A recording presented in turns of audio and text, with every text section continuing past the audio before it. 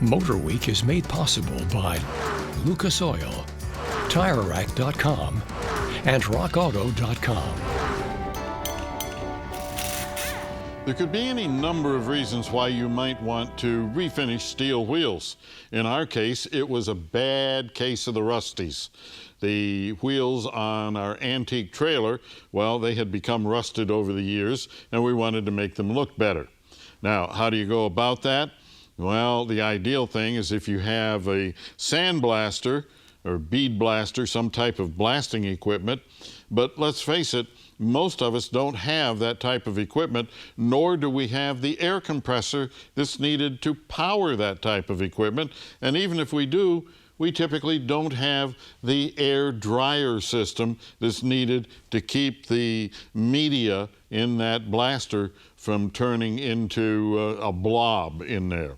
So most of us have to be resigned to using wire brushes, abrasive wheels, and things like that.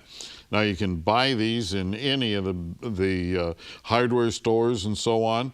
You can use a battery-powered drill, an electric drill. You could use an air-powered tool.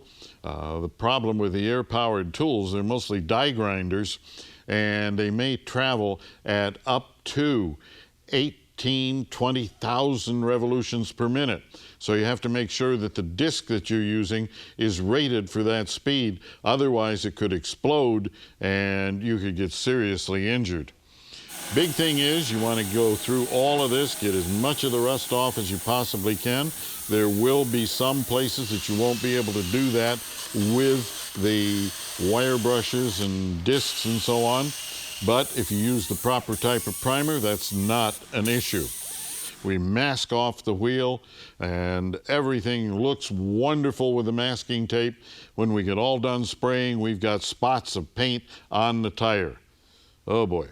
So here's a little trick.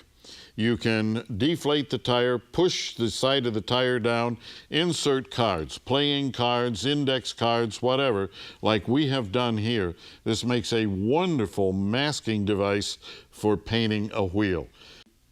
And don't forget, once you get your wheel looking nice and shiny and clean, you must put clear coat or primer or something on it because it will literally rust overnight when it's humid. And if you do this right, well, you'll have some really great looking wheels.